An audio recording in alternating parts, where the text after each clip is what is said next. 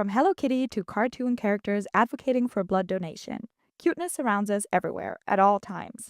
The phenomenon has spread through visual culture, capturing hearts and wallets left and right, with Big Cute making up a multi-billion-dollar industry.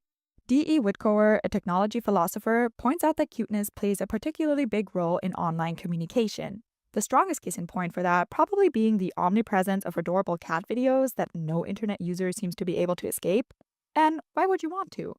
So I guess at this point, we should be used to seeing cuteness in all areas of life, right? That's what I thought, until I met Luce. Luce, an adorable blue-haired cartoon character who also is the new mascot of the Catholic Church, of all places. Yeah, you heard that right. How Luce made it into my algorithm, I am not quite sure. Was it technological determinism or divine intervention? I don't know, but what I do know from the moment I first saw those big sparkly eyes is that I needed to find out everything about her. So please, join me as I descend into the rabbit hole that is Luce, an equally celebrated and critiqued religious figure, and with no doubt the Catholic Church's most adorable PR move to date. It all started with a clip from a press conference the Vatican held in October 2024 in anticipation of the 2025 Jubilee. In Catholicism, the Jubilee is celebrated every 25 years. According to the USCCB, Pope Francis has designated the 2025 Holy Year as a time to renew ourselves as pilgrims of hope. Part of this renewal is the introduction of a new official Jubilee mascot named Luce, which is Italian for light. Luce was revealed by Archbishop Rino Fisichella, the Vatican's chief organizer for the Jubilee, who explained that the mascot was created from the desire to enter into the world of pop culture, so beloved by our young people. Pop culture, so beloved by our young people? What is that supposed to mean? Obviously, that brought up a million questions, but to be honest, at first, I was way too distracted by how freaking cute Luce is. I just felt this overwhelming desire to squeeze those smiling cheeks. And looking at the comment section, I didn't seem to be the only one. Yes, the reception of Luce among Catholics and non-Catholics appears to be very split, from conservative Catholics considering the introduction of a cartoon mascot as blasphemous, to supportive members of the church going on to create a wide range of fan art. Some more wholesome, like Luce taking a selfie with Jesus. Some more concerning, like Luce dressed in crusade knight armor, ready to kill people in the name of Catholicism. Anyways, amongst all of this noise, what most people seem to be able to agree on is that Luce is objectively adorable. But what exactly is it that makes Luce cute? What makes anything cute, really? In 1943, the behavioral scientist Konrad Lorenz established the so-called Kindchenschema, a set of physical characteristics that elicit a caretaking response in adults, which from an evolutionary perspective serves to safeguard the survival of offspring. The National Library of Medicine lists that the characteristics triggering this response include, but are not limited to, large head, large eyes, small mouth, short extremities, and plump body shape. Contemporary research indicates that cuteness goes beyond parental protective instincts, with an additional layer being the notion of so-called whimsical cuteness. Whimsical cuteness describes the playful side of cuteness, introducing elements such as exaggerated features, bold aesthetics, and a touch of unpredictability. With her absurdly large eyes and vibrant color palette, Luce's design certainly contains aspects of whimsical cuteness and subversion. At least to me, I never would have imagined a character with blue hair when asked to picture the poster child of the Catholic Church. But design is always done intentionally. So yes, we could write off Luce as a fun marketing gag, or we could dive deeper into the thoughts and motives that might have gone into making this mascot. Going back to the Archbishop stating that the mascot is intended to connect with young audiences, the design starts to make more sense. Cuteness is traditionally associated with youth and its innocence on the one hand, but its plasticity on the other hand. Joshua Paul Dale, who has studied cuteness for years, points out that since cuteness is associated with these youthful qualities, it seems as if it could be an effective way for adults to signal that they still have what it takes to succeed in a precarious economy. Applying this line of thinking to the Catholic Church, an age-old institution that has been criticized for being stuck in its ways and that has consistently been struggling to keep and recruit younger members over the last years, a cute, youthful mascot might be an attempt at signaling malleability and change through aesthetics. Talking about signaling, at this point, we have to address the elephant in the room: anime. Luce's design exhibits many traits commonly found in anime characters. Anime aesthetics and cuteness aesthetics are tightly intertwined. Since anime's popularity amongst young people has skyrocketed over the last decades, the Catholic Church using anime design principles can also be regarded as a strategic move to reach young audiences. A lot more can and has been said about Luce's connection to anime culture, but for this video essay, I will be focusing on an analysis from a cuteness perspective. So let's move on. Luce's design is not just packed with cuteness, but also infused with Catholic symbolism.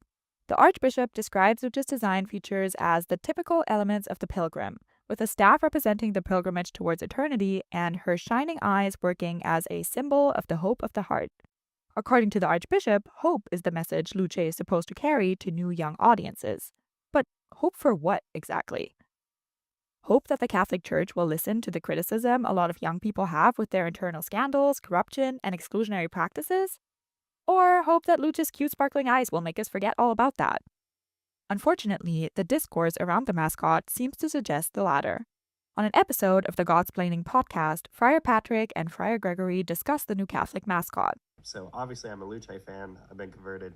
I came to discover that it was a thing that people cared about and talked about, and I was fascinated. You've had like a lot of criticism in the last, 55 years, especially about the damning effects of trying to make the church relevant. So what we're going to do is just look at the ambient culture and then deploy everything within that culture that people find attractive as an effort to get them on our side. Oh, heck yeah. I stand Luce because the memes are great.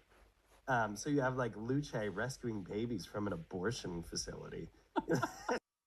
What this suggests is a strategic move of the church to appropriate dominant youth culture and infuse it with their still very much unchanged traditional beliefs, with cuteness functioning as a PR Trojan horse of sorts, rather than an attempt at a genuine rejuvenation and rapprochement towards young people.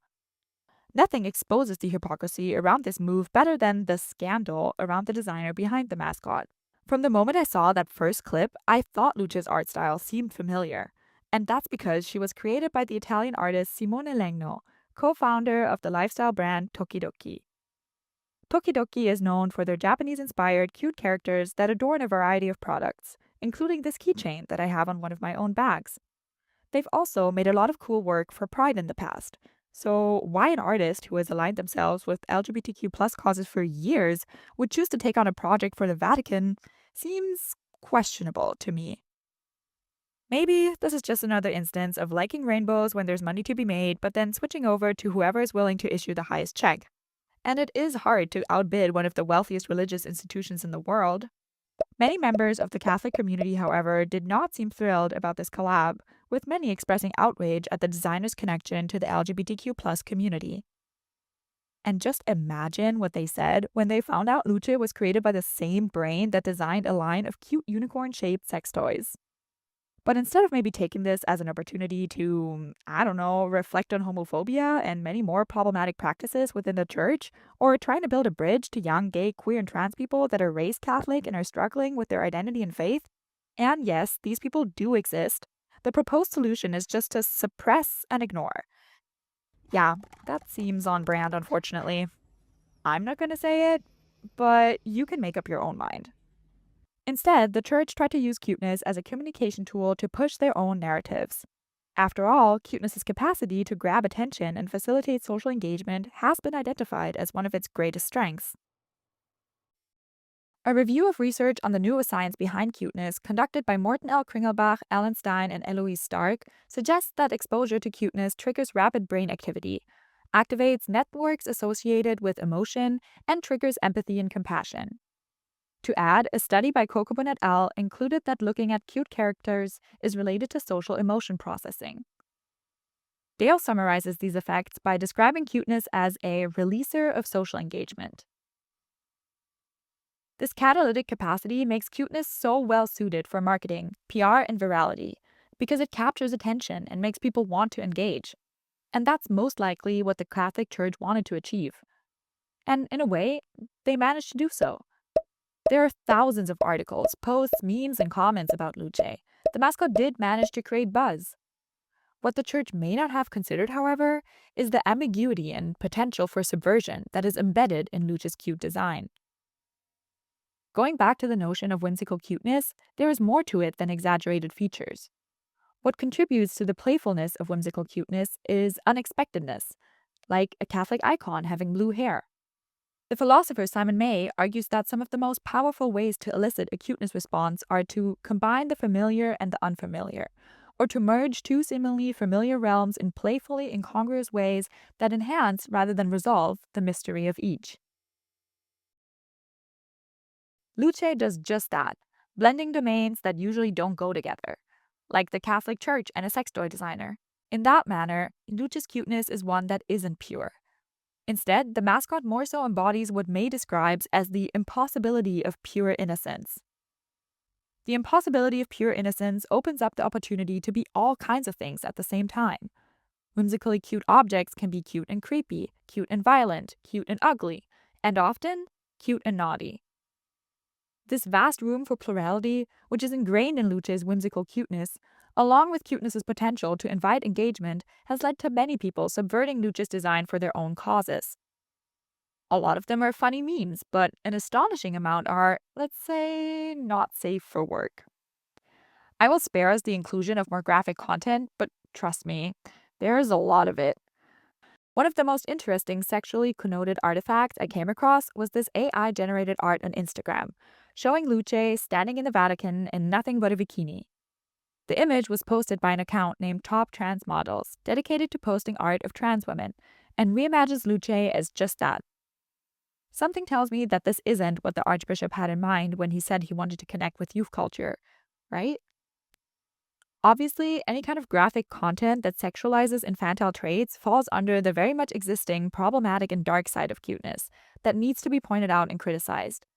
But art that reimagines the Catholic mascot as a trans woman?